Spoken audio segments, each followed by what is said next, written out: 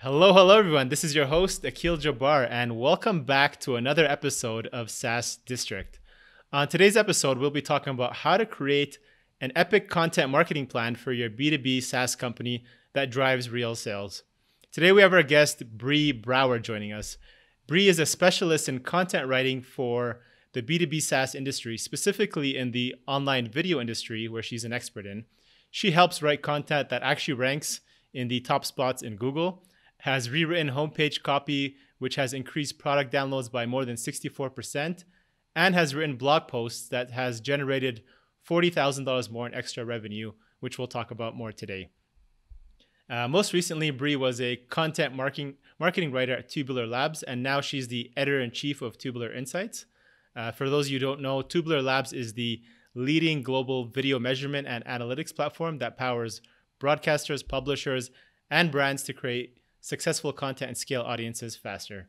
Now, thank you so much for joining us today, Bree. For those in our audience who don't know who you are and your background, could you please share a background of how you got to where you are today as a writer for SaaS companies? Yes, thank you for having me, first of all. My background actually is a little long, so I'll try to keep it short. My dad was actually a news anchor, so I've grown up in media and communications pretty much my whole life. So I went to school, I went to university for English writing and secondary, minors in journalism and digital media. And I started out actually as a teacher at an online academy. That was the first job I got out of college.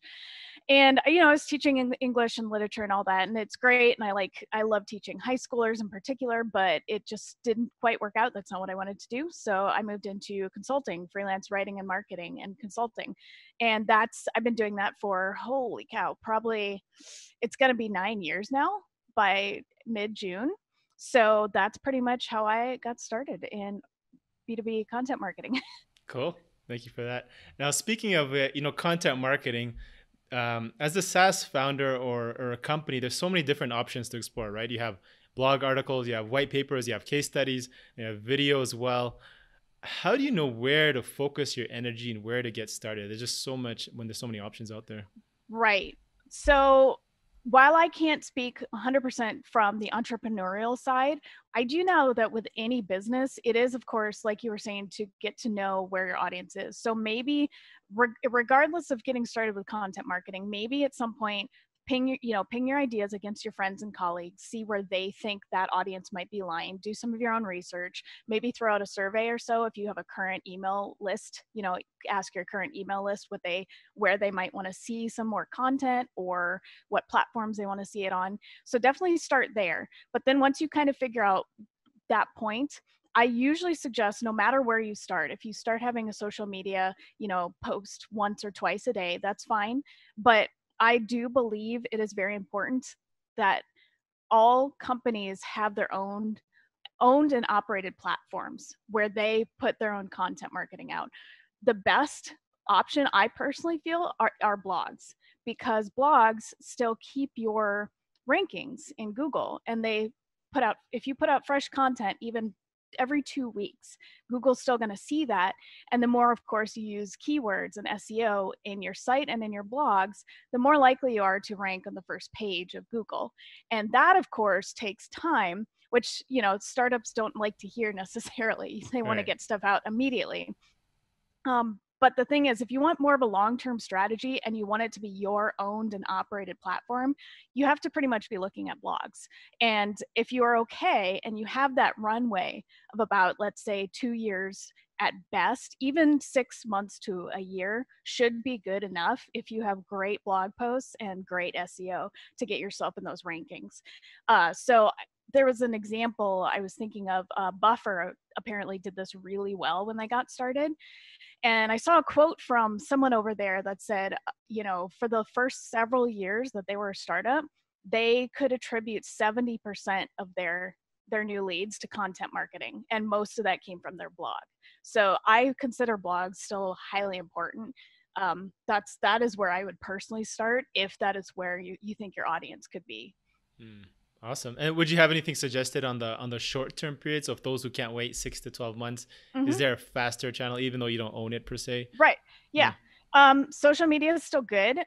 It totally, again, kind of figure out where your audience is though. You don't want to be on every social platform if it's going to be fruitless and not worth your time. Mm-hmm. LinkedIn is still really good for professionals. So if you are B2B in particular, Yeah. apparently LinkedIn's working great for people, Got it. especially LinkedIn video and LinkedIn Live. Those are something definitely to check out. And the other thing is, don't just consider popular platforms like, Twitter and Facebook and such. Maybe even look into things like Quora and Reddit. Those are kind of more community based, but I personally feel like a lot of people want to have brands that are a little bit more community based, or community focused at this point, especially with everything that's going on in our world right now. I feel like people are going to not like brands and companies that feel distant. So if you feel like your audience is probably going to want something more community based, look to starting maybe a LinkedIn group to get them all together, or start a Reddit community or something like that. So makes sense. Yeah, I agree with that. I'm a big fan of Quora myself, and I find it's just such an underrated platform that people don't think to use. Yeah. Yep. Speaking of timing, at what point does content marketing become important for a B2B SaaS company in their growth? Are they doing this right when they first start, or should you wait a certain time period when you have leads and you have sales and like, okay, let's start doing it? Right. So it totally depends on the startup and how many people are involved. If it's one person, right, and you're just launching, of course you want to try to get as many sales in the door as you can. And your second priority is most likely going to be getting a developer on board to help you continue to develop those features and tools. But I would say your next plan of action should be marketing. And that might look like, okay, I can get to that in 3 months, or I can't do that until about a year down the road. So you might have to gauge it, but I would argue that it's not necessarily so much a matter of time as to when you should do it, but a mindset as to how you view marketing. A lot of SaaS companies only know the tech end of it, and that's not bad because a lot of them create fantastic products, right? But often that means that marketing is put aside, and then if growth slows down, they're confused as to why. So I think it's more a shift in mindset as to marketing is and should be considered a major part of your business, even though it might not seem techy to you. So I think the sooner you can start, the better, and that matters. It'll be decided within your own organization, but yeah, sooner the better, especially like if you can even have a couple members of your team offer to write blog posts once a week, then they can rotate out and you can just get some stuff started slowly. Doesn't have to be anything amazing right off the bat. Makes sense. And then, when you're speaking to different stage B2B companies, and they have a certain budget, let's say, I come to you and Bree, say, hey, I'm just starting off. I have this much money to work with, versus another SaaS company who has product market fit. They're looking to scale their content marketing. What do you suggest to them, differently, and where to allocate that budget? So to differentiate from competitors, or just to expand their own? Just to expand their own, yeah. Expand their own? Yeah.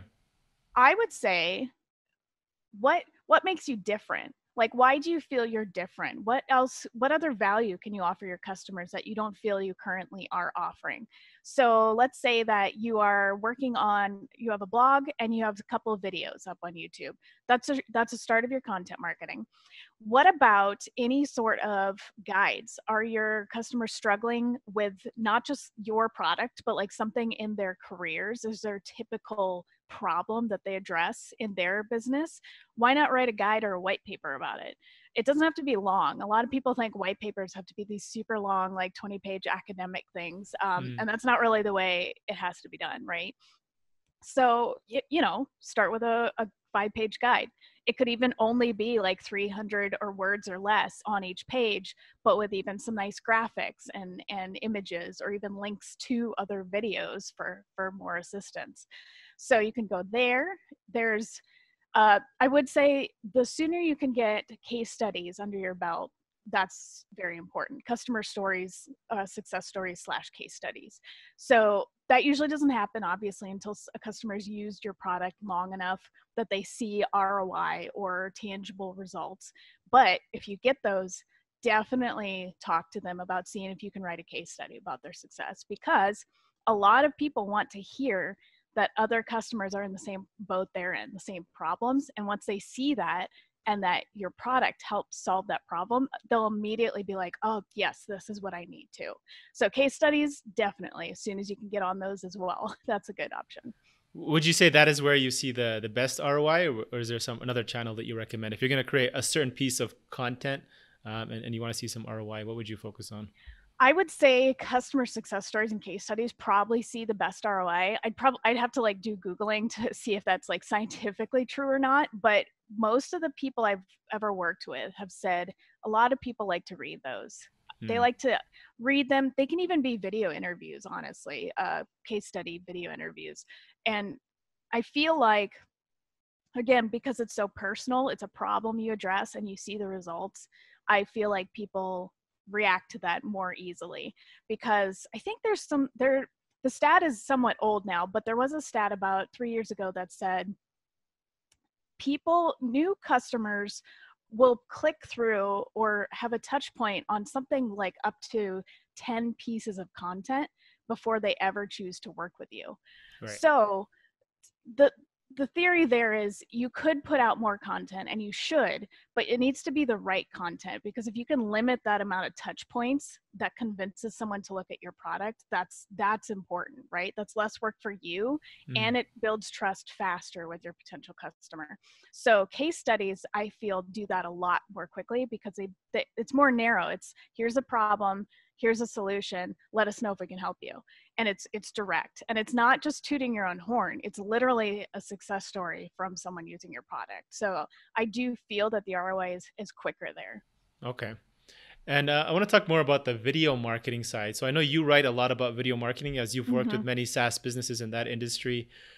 With the value of video marketing, can you share any effective strategies, and what do you really need to get started if you're a founder or marketer looking to use video marketing to drive real ROI? You know, whether it's TikTok, YouTube, Instagram TV. Do I use a flip phone? Do I use HD cameras? Like, I don't know, where do I get started that I want to make an impact and get results? Honestly, the most important thing I would say, first of all, is to get started. Pick one platform, experiment with it for a little bit and see how it works, and then expand into a different platform. And like I said earlier, if you feel your customers are mostly going to be on LinkedIn because they're professionals or business professionals, definitely do recorded videos and LinkedIn Live. So start there at minimum, and then you can choose to expand to other platforms. In terms of equipment, I tell everyone this, and this is something that when I worked more on the YouTube creator side of news reporting, everyone thinks they have to get these big fancy cameras, and you really don't. Honestly, most phones nowadays, like my Pixel, like I'm pretty sure this thing has the best camera I've ever owned in my life.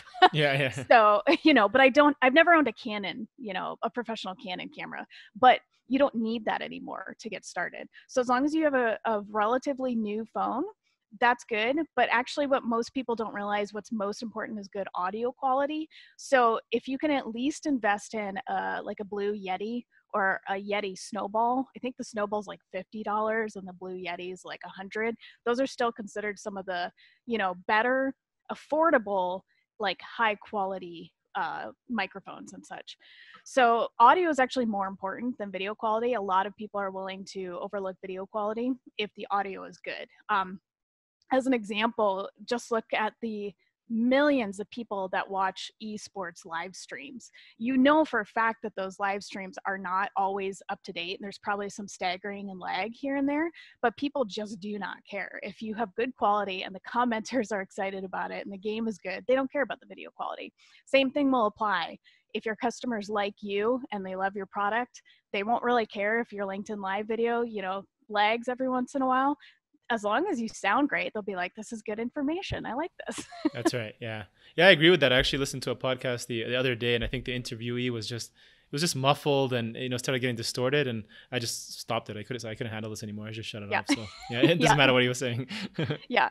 So one more thing I would add there though, of course, while I said it's important to get started and you don't need super fancy equipment, I would say once you kind of figure out if there's a platform or system that's going to work for you, make sure you put like effort into an actual video marketing plan. Don't just like make one video and then like 4 months later throw out another one. If you want it to work for you, it's a consistency thing, as with any marketing. So actually set up this, like, what do you want your video marketing to do? What tone do you want it to have? Who do you want in your company to do it? Like, is it just the CEO going to be on camera, or do you want your chief technology officer to make some comments here and there as well? So once you've gotten started and you feel like there's something there, set out a video marketing plan for yourself, because otherwise it's just going to be pretty sporadic. So Yeah, you buy all this equipment and then it just sits there and collects dust, right? Yeah. Would you consider it, as a video marketing as a top of the funnel marketing or middle of the funnel? Because, I try to understand, webinars, YouTube videos, I know has the search, and then you have Facebook Live, LinkedIn, Instagram stories, all of the above. I feel there's a place for almost any kind of video marketing and content marketing across all the funnels. For if you're going to introduce your customers to your brand, then that's going to be probably a basic YouTube video discoverable by anyone, right? Okay. Middle funnel, that's more of your customers are asking more questions about you, right? Whether or not they want to work with you. That might be something more like, let's say, a couple of how-to videos or guides that you have on your site and you don't necessarily host on YouTube. Or you could even, let's say, if a customer, you've got an email sequence set up and a customer asks about a question or wants more information, you could then email them that video that answers that question. So a lot of questions.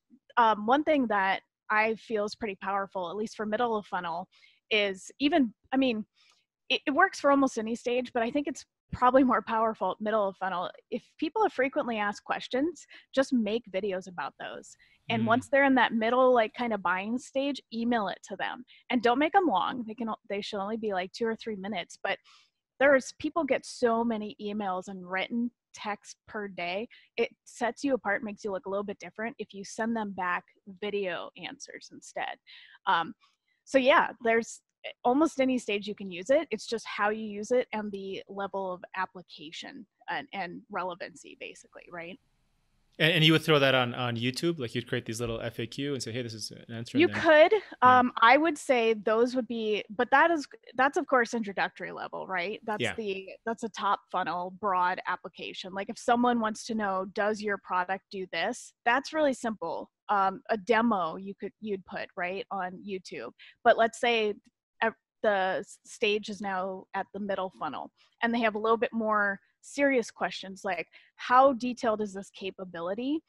That's the kind of thing that you probably don't want to reveal to everyone in general in your marketing. That's more of like, they're kind of serious about buying. So now it's more specific question to their business. So then maybe you record a specific 1 to 2 minute demo just for them, and then you send it to them via email.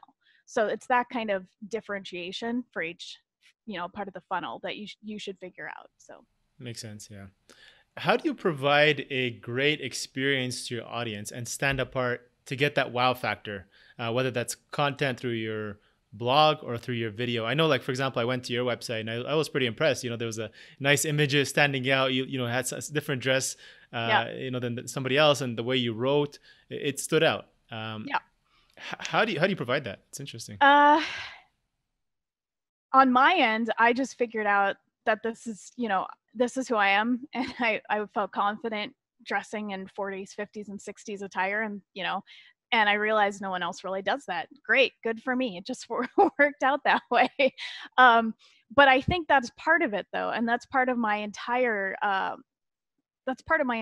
mission, basically, when I'm helping companies, is storytelling has always been there. And being unique and telling stories has always been in people's blood. Even in caveman days, we gathered around fireplaces to tell stories, right? So that's kind of where I come from. And honestly, what I think is going to be most important, and has been important, but overlooked by companies for years. You have to tell a good story and just be human. A lot of tech companies are so involved, like I said earlier, in tech, that they don't realize that they can just be themselves and customers will relate to that. So that is definitely a good place to start. that will set you apart. It doesn't seem like a big wow factor, but it truly is. Like, if you can tell me right now one company that you feel sounds like a human when you go to their website, I would actually be kind of impressed. SaaS companies are, like I said, they make amazing things that change the world, but sometimes the language is just like, okay, I know what you're saying as a tech person here, but it makes me feel like you're a robot a little bit. Yeah, exactly. So telling a story and just being human will immediately have a wow factor that'll set you apart. And how do you set that as like, so you have, you're hidden behind a company. You have some people who build a personal brand from their SaaS company. Do you want to portray that brand and your message and your story through your company, or do you want to do it on like a personal level and then use that as a way to channel back to your brand? I feel that's probably more of a larger branding choice that you have to make, right? An overall company tone, voice, mission, and branding choice that you have to make. I personally feel it's best to stick to one entire mission and carry it through all of your departments. So marketing, also tech if you can, customer support if you can, carry it through everything. So I mean, as one example, my husband actually works for a large tech company, and they do that. They have a mission, to basically make every customer feel like their business is important. And they carry that not just through their marketing, but customer service representatives do like ask questions too about small businesses and ask their customers, how are things going? How can we help you with your small business and things like that? So I would personally carry it through your whole company. It's just implementation there that gets tricky, Sure, depending yeah. on how big the company is. So Makes sense. Can we talk about that blog post that I mentioned at the beginning of the interview where you helped drive, I think, is it $40,000 in revenue? And what was it that caused it to be successful, or why was it? Yeah. So I was writing just as a writer. I say just, it's still a cool job. Yeah. I was a writer for Tubular Labs' blog called Tubular Insights. And we did this thing where every month or so we try to, the software that Tubular uses is able to basically measure a bunch of different videos and, engagements and views and such. And they also are able to measure sponsored videos. So when an influencer works with a brand to create a video, sponsored content, branded content. So we liked to do a rundown, a leaderboard every month of sponsored content, like who was winning basically that month. And we chose to do a gaming sponsored leaderboard one month. And I like gaming. I game all the time with my husband and my friends. And so I knew the industry. And I took the top 10 that we pulled from our dashboard, and my colleagues made sure that all the data was correct. And I just wrote about it. Like, here's why this worked. Like, this was a good partnership because of this. And it was a blog article of maybe 750 to 1,000 words. And one of the gaming companies on there, it's a gaming publisher, not a gaming creator developer. Right. A gaming publisher was listed on there, I believe, as number 2. One of their partnerships had turned into like the number 2 most watched that month with the brand that they worked with. And they were not actually a full customer of Tubular yet. They had one version of our software, but Tubular has multiple products, and they only had one of the products, and they didn't have the one that measured sponsored content. And then suddenly they were like, oh, we can figure out how well our sponsored content is doing as well. And it was because of that post that they started negotiating and talking with their Tubular account representative. And then I asked my colleague later, I was like, did that ever come to anything? And he's like, yeah, they eventually did sign on that new product. And I was like, cool, great. So in general, again, it took months. I should clarify that. That's why content marketing is frustrating for people who don't understand it. I always reference it more as like a marriage. You invest in it, and long-term results turn out if it's a good marriage. So it was like that. I wrote that blog post about the sponsored gaming leaderboard in like May of last year, and I don't think I heard about any results until August or September. So And did you know going in that this piece of article would do so well? Or was it like, okay, this is our plan, we're going to write continuously, and then one of them just kind of picks up and ends up paying off? Right. No, Yeah. that's the thing. You kind of just have to keep writing content that you think and that your audience will like. Like, obviously, on the back end, you want to measure traffic and engagement rates and bounce rates and things like that. But it's really, again, kind of going back to knowing who your audience is. Like, do they find this content valuable, even if it, couple months from now still doesn't generate new revenue for you? What if they really liked it and they pass it on to their colleague in a different company, and then that company comes to you? So again, I don't ever really have a feeling that anything I write for my clients will blow up. I just put all my efforts into making sure it is quality and it is exactly what audiences in that company want to read, because that means it's going to more likely resonate, right? It's going to hit home. Makes sense. What are some strategies or questions that founders or marketers can ask themselves to start improving their website content and try to start driving some of those leads through content marketing? Yeah. I would say, first of all, definitely go back to that. Ask the hard questions. Ask whether or not you sound like a robot. Start there. Then look at how you're writing. How are you speaking? What is your tone? Are you a little bit more lighthearted? If so, great. Maybe you don't need to change that. But what about also like the actual language that you use? Is it too jargony? Can you make it a little bit more fun? What about the fact that do you use the word you anywhere, for example? If you make it more personal, and there's research behind this too about using the word you and how much more powerful it is to connect with someone directly.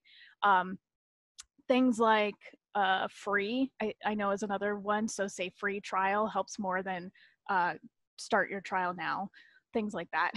So it's a lot of detailed questions I would start asking yourselves about specific language you're using, and then broader questions I'd ask about how do you want to be portrayed? Do you think people see you that way? And if you have to, you can even ask your current customers. You can just send them a short survey, an email, and say, hey, quick question. Like, we know you like our products. You've told us that. But do you like our marketing? Do you think we could change the way we sound? Like, what would you suggest? That's a great point. Is there any SaaS companies that you admire, their writing styles, and maybe people can look to for inspiration?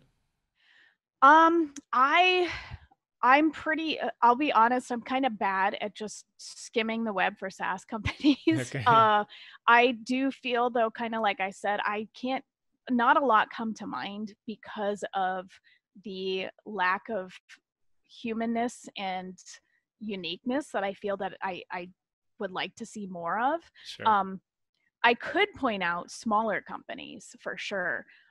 Like there's a bunch of small businesses that do so well with having incredible brand voice.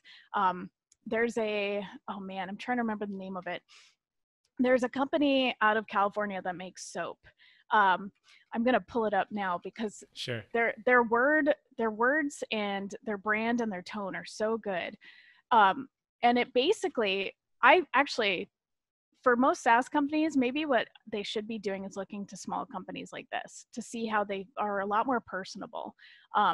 So yeah, it's not a SaaS company, but if anyone wants to look at Live Outlaw Soaps, Okay. outlawsoaps.com. Sorry, I think it's liveoutlaw.com, but they're Okay. Outlaw Soaps and they're based out of California. But like, they have a soap that we got once for my husband, and it's called Blazing Saddles, and the description is the sexiest scent ever. And Okay. and like, and it's great. They have what else do they have here? It says made with love and laughter, would probably be used by Steve McQueen if he were still with us. It will raise your level of kissability. Like, it's that kind of, personable writing. I don't see a lot of SaaS companies using, which is unfortunately why I can't like think of too many off the top of my head that I really like to recommend. Yeah, I love it. I can't think of any either. I do see it with some other ones where they get to be a little bit more creative, and it works, Mhm. right? People are like, oh, look at Yeah. this, check this out. It's funny. Yeah, Yeah. like MailChimp. Well, I should say like MailChimp was really good at that for a long Oh time. yeah, that's right. I haven't looked at their site in a while. I know they've changed direction from not just being an email service provider, but they are definitely one that when they started out, they really had it nailed down. So that would definitely be a place to at least kind of look at their history of their marketing. Makes sense. What's your thoughts on using the pillar content as a strategy to then distribute to many different channels? So I know you talked about, focusing on one channel and doing it really well, and then, committing it to a long term. But if you want to do, you have like a 1 hour video or whatever, 2,000 word blog post, where do you begin to build that framework as a B2B SaaS company to? Yeah. So while this touches on other parts of marketing and not just content marketing, and it goes back to a lot of what I've said before, is figure out what's resonating with your audience. So let's say they really like to do tune into your LinkedIn Live shows, whether or not that's like a product demo or that's a Q&A with the founder. Let's say that LinkedIn Live works really well for your customers and your audience. So take that video and write a blog post, summarize it, and write a blog post about it. Maybe take 1 or 2 of those key points and put those as snippets on social media, linking back to your blog post or linking to the LinkedIn Live replay. You can also, honestly, a lot of these things, you can also just take videos like that and put them into, let's say you have a learning center for your SaaS product, you can put them into your learning center, and that doesn't take too much extra effort. You can send out an email sequence about the steps or the key points recommended in that LinkedIn Live video. So there's usually tons that you can do. A lot of people think you have to be creating new content all the time, and that's not true. So now let's say you have a really long blog post and it's a big step-by-step guide on how to do something better with your product or better in those customers' jobs even. Why not take that, throw it into a like a slide, a PowerPoint, put that as a learning, a learning slide in your learning center, or turn it into a short 3-minute video, put that up on your YouTube, link to it in your Twitter, put it on a Twitter post, and there's tons you can do. So start with one larger project and then basically segment it off into smaller pieces appropriate for each platform. Right. And, we talked about, high quality content, the wow factor a little bit, but is there other factors that you find that help the content stand out, whether it's like the length of the article, is it the graphics, is the font, is there, other little things that people can look at, or just the format that could help stand out? Right. So there's arguments all the time and the length of content always seems to change every like 3 to 5 years. So again, it kind of goes back to your knowing your audience and your analytics. If you find that, let's say you've written now for about 5 months on your blog and you've written a variety of different links, like 500 words to 2,000 words. Let's say that the 500 word posts aren't doing well. Maybe that surprises you, but look at why the 2,000 word posts did well. Is it because they were a lot more practical and they had application steps for your customers and potential clients? Maybe that's more of what you should be writing then, and not wasting your time with 500 word blog posts, right? So length is something you have to watch, but it's kind of, again, an experiment. But once you realize it's working, then you're pretty much set. You just make sure it's still working every month when you check analytics. So in terms of like colors and other like branding and on your site, yes, a lot of that. And the only reason I know anything about like color psychology is because my mom is an interior designer. Okay. So I actually, and when I got started on the web, I had dial-up and I taught myself HTML and web design. So I'm no like expert in it, but I at least understand a little bit of where like designers come from. That stuff is, yes, I would also say that's highly important. And I've actually worked with a couple of SaaS companies in the past when I've been working on their copy or their blog with them as they're like looking to redo a website design. And I even talk to them like, I feel like a larger headline over here makes more sense, or don't put that image there because that person is looking off the screen. You want them to be looking in towards your content. That's actually something that newspapers have been doing for centuries too. Like, you never have a picture of an image of a person looking off the page. You always want them looking into your content or into the headline. So it's like tiny little stuff like this that designers will know, but you might not know as a tech founder or even as a writer. Not everyone knows this. So sometimes if you don't know this, you have to be okay, like kind of outsourcing it or even getting feedback on it for sure. But yeah, a lot of these little nuances play together, even the copy on your call to action buttons, right? Like, don't just say click here or read more. Be like, what I like to recommend for things like that is like, give me my free stuff. Like, make it sound like if you were talking to someone, they'd be like, I want that. Then I'm like, okay, so put the words I want that as your call to action button and see how it converts. Like, you can always change it. It's not going to hurt anything. That's true. Yeah, I've never thought of that. That's an interesting point to think about. I want to talk about habits, specifically writer's block. Do you face this issue as a writer now that you've written, probably hundreds of pieces? I'm doing it for 8 years now. And if so, what's your habit, tools, or do you have any proven strategies to overcome this and to go out there and start producing your high quality content? Yeah. So I do feel like I get writer's block. Some people claim it doesn't exist, but I do feel like I get it. What works for me, which may not work for everyone though, is taking a step back and going and doing something else. It's usually something else creative. It's usually, for me, maybe writing a little bit of fiction instead of working on my client's blog post because I just can't focus on it. Or it could honestly be like, I'm trying to grow like herbs right now, like maybe just go make sure they have the water that they need, just taking a break. That can really help. Taking a walk, now that, we can all kind of go out at least on walks safely. Just getting some perspective and realizing maybe you're putting too much pressure on yourself, because that is a thing. Writer's block has this terrible, like, oh, like, you don't want writer's block. It really sucks. Well, yeah, but if you make it worse than it seems, it has more power over you. So also maybe just try to relax, take a step back. That works for me. Another thing that works for me is if I'm finding that I know that I know the information, but I don't know where to start, I will just start writing. Stream of consciousness kind of a thing in a general outline format. I don't even try to do a draft necessarily. I just try to get an outline of my thoughts together as to where logically they should go. And then honestly, once I get to that point, half the time I don't even start writing until like a day or two later, because then I come back to it and all my notes and all my thoughts were already out there and organized. Now all I have to do is expand upon them. And usually you have a fresh, new eyes, and your brain is clearer a day or two later. So for me, it's usually just taking a step back, realizing it's not as it's not as terrible as it sounds to have writer's block. You just have to figure out what works for you, and those are the kinds of things that work for me. And generally, when you create that outline, you put it out there, you get it all written out, and then you come back a day or two later. Do you find that usually we'll go back and start removing stuff and editing it, or do you feel like, this was good and I'm just gonna fill it in and work with it? Yeah, sometimes, I do take stuff out. Sometimes a thought that you think is relevant just isn't relevant anymore, and you even have that. Humans have that even in everyday speech, right? We go off on tangents, and there's nothing necessarily wrong with that if you're talking to someone and you have the time to do it.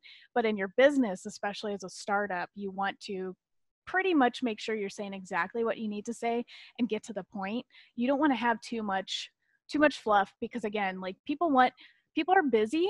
Yes. So they want to have concise information, but they also want it to be relevant to them and personable again. So if you can make it really to the point, but still fun and like, hey, I get you, like, I'm here to help you kind of a mentality, great. Plus, let's be honest, if you're a SaaS company, especially a startup, probably don't have time to sit there and just like edit and fiddle and all that. So yes, you probably do want to be careful with the final result. Maybe take some stuff out if it's really not relevant at all. But in general, I feel that taking that day or two off and then coming back gives me that focus, and I'm able to edit more quickly than if I had tried to force myself to do everything in one day. So it really does, in the end, save me time, actually. Yeah. Any tips or resources you recommend to our audience to help them start learning how to improve their content marketing strategy today? Yeah, definitely check out Content Marketing Institute. They've been around for years. They even used to have a print publication for chief content officers. Now they do it digitally on email. So they have so much information. Definitely start there. HubSpot is not a bad secondary place to start. Theirs is definitely more aimed towards businesses Mm. and how they can get started with content marketing, whereas Content Marketing Institute is for more chief content officers and creatives. Um, I'm trying to think of anything else. I honestly, one of my favorite things to do, this may sound silly, but if you're interested in a topic, I honestly just like Googling it Okay. and I like seeing who comes up. So like, for example, Neil Patel is really good at like a lot of like marketing and advertising and ROI and articles like that. So like his stuff will come up. I'm trying to think of other people, but yeah, I just like Googling sometimes. Okay. Oh, perfect. Thank you so much, Bree. I appreciate it. How can our audience get in touch with you, learn more about your services and what you offer? Yeah, so I am at breebrouwer.com. Bree is Bree, and Brouwer is a Dutch name, so it's not how it sounds. It's Brouwer, breebrouwer.com. And then I'm on LinkedIn. I know I mentioned LinkedIn a lot recently, but I'm finding a lot more that I really enjoy it, and it seems like a lot of professionals also enjoy it. So I'm on LinkedIn. I believe it's the /in/Bree Brouwer. That's pretty much where I'm at this point. I don't even, ironically, as much as I work in tech and the video space, I don't even have like a YouTube channel or anything. Okay. Okay. Awesome. Yeah, I love LinkedIn too. We'll connect on there, Yeah. and we'll add those links into our show notes for those who want to get connected with you. Awesome. Thank you so much for your time, Brie. I really appreciate this. Thank you. It was awesome. Yes. Thank you. Thank you all for listening in to today's episode. Don't forget to join us for another episode where we interview top leaders and experts in the business and SaaS industry. If you enjoyed this episode, I ask that you please give us a 5-star review on iTunes. That would be really, really appreciated. Otherwise, if you have any feedback, suggestions, or improvements for this podcast, please feel free to send it directly to me on our website at horizoncapital.com, or you can just tweet me at Akil Jabbar. Thanks again, and hope to see you guys on the next episode.